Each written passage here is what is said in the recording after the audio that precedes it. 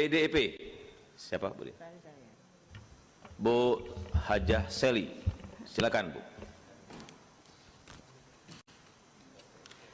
Terima kasih pimpinan. Assalamualaikum warahmatullahi wabarakatuh. Yang saya hormati dan saya banggakan pimpinan beserta anggota Komisi 8, baik yang hadir fisik dan virtual, Bapak Ibu Mitra Komisi 8, Pak Menteri Agama, Gus Menteri, Ibu Menteri Sosial, Ibu Menteri PPPA, Pak Ganip, Kepala BNPB. Berbangga hati bahwa pada hari ini kita sudah mendapatkan penjelasan secara gamblang, tetapi masih ada catatan-catatan kami untuk memperkuat apa yang sudah digambarkan oleh Bapak Ibu sekalian. Karena kita menginginkan di anggaran tahun 2022 tepat sasaran, kemudian bisa bermanfaat untuk masyarakat secara keseluruhan. Diawali dari Kementerian Agama, saya merespon dengan sangat baik bahwa total anggaran 66,4 triliun, kemudian tambahan yang diharapkan bisa disetujui Komisi 8 dengan berkoordinasi dan badan anggaran sebesar 13 triliun, sebaiknya kita kaji kembali khususnya mengenai anggaran yang 13 triliun yang diajukan oleh Gus Menteri.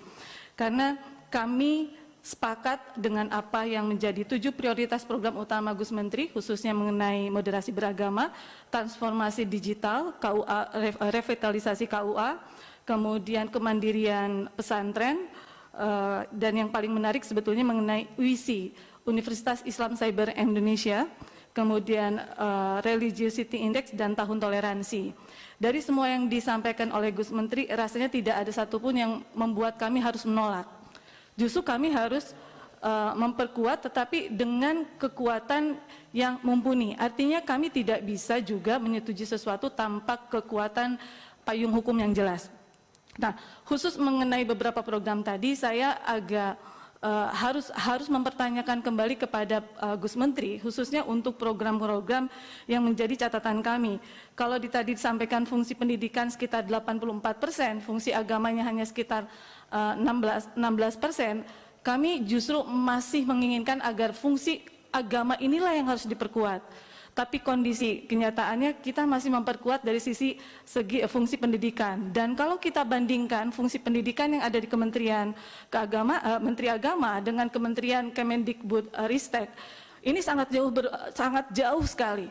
Dan itu yang membuat kami agak menyesak. Nyesaknya kenapa? Karena kalau kita bicara kualitas pendidikan, harusnya tidak ada pembedaan antara sekolah-sekolah di bawah kelembagaan Kementerian Agama maupun dari Kemendikbud Ristek. Nah, ini yang menjadi keinginan kami. Sebetulnya ada masalah apa? Kalau kita bicara PIP, KIP, sangat jauh berbanding terbalik antara langit dan bumi. Kementerian Kemendikbud memberikan sebesar hampir 17 juta untuk PIP, sementara Kementerian Agama hanya 2 juta.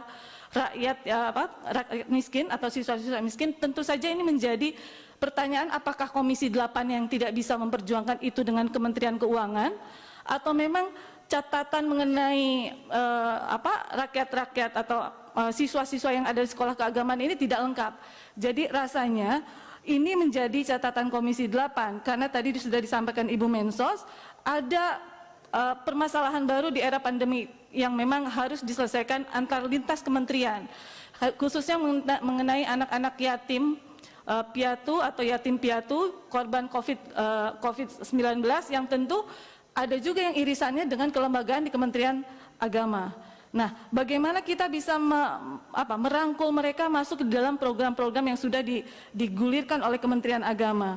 Kemudian kita berbicara kualitas pendidikan, kalau kita berbicara revolusi mental yang diinginkan oleh Pak Presiden Jokowi, tentu harus berkorelasi bukan hanya kepada sasarannya saja, tetapi pelakunya pun harus dilakukan perbaikan. Dukungan manajemen yang Bapak sampaikan kepada kami, rasanya membuat kami miris setiap kami turun ke daerah. Saya salah satu anggota dewan yang selalu didatangi oleh guru-guru in-passing non-honorer. Mereka mempertanyakan bagaimana nasib mereka, sementara kalau dari Kemendikbud Ristek bentuk penghargaan kepada tenaga-tenaga in-passing itu betul-betul diperjuangkan. Jadi kalau yang disampaikan oleh Gus Menteri 13 triliun belum termasuk di dalamnya khusus menyangkut dengan tenaga P3K, kemudian kita menyangkut dengan masalah in-passing, sebaiknya kita merekomendasikan untuk tenaga pendidik juga. Mungkin kita harus memprioritaskan kembali khususnya dari usulan-usulan Gus Menteri, karena saya betul-betul teringat dengan apa yang dijanjikan Menteri sebelumnya, Pak Fahru Rozi, yang menyampaikan dan memberikan angin surga kepada guru-guru Inpasing dan P3K, bahwa di tahun 2021 PMA sudah selesai. Kemudian akan dilakukan verifali data guru-guru Inpasing, dan akan di akhir tahun 2021 itu sudah mulai berjalan. Rasanya beberapa yang sudah dijanjikan ini bisa kita lanjutkan kembali, cuman permasalahannya di mana? Kalau memang masalahnya di Kementerian Keuangan, izin pimpinan, apakah kita bisa rapat khusus dengan Kementerian Keuangan, khususnya menyangkut dengan beberapa program yang ada di mitra kita dan harus disinkronkan dengan Kementerian Keuangan.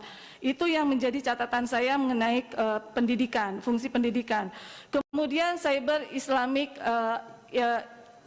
Universitas Cyber Islamic yang memang menjadi program utama Gus Menteri. Saya sampaikan apresiasi dan bangga terhadap program yang disampaikan oleh Gus Menteri. Apalagi kalau kita berbicara lokusnya ada di dapil saya, Pak Gus Menteri, di daerah Kabupaten Cirebon. Tapi kami juga harus berhusnuzon, kemudian harus menempatkan program ini sebagaimana yang sudah disampaikan Gus Menteri akan di-launching pada tahun sekarang di era pembelajaran penerimaan mahasiswa baru. Dan Komisi 8 sudah melakukan kunjungan langsung pada hari Kamis kemarin ke IAIN Syekh Nurjati. Disampaikan oleh pihak rektorat dan seluruh akademisi yang ada di sana bahwa permasalahan krusial tentang IAIN Syekh Nurjati adalah masalah payung hukum dan legacy. Kalau kita berbicara program yang disampaikan Gus Menteri adalah program Islamic Cyber University. Sementara status IAIN itu masih IAIN. Maka status kelembagaannya mungkin Pak Dirjen yang harus sesegera mungkin disegerakan oleh Kementerian Agama. Jangan sampai nanti menjadi permasalahan di ujung hari. Itu yang pertama.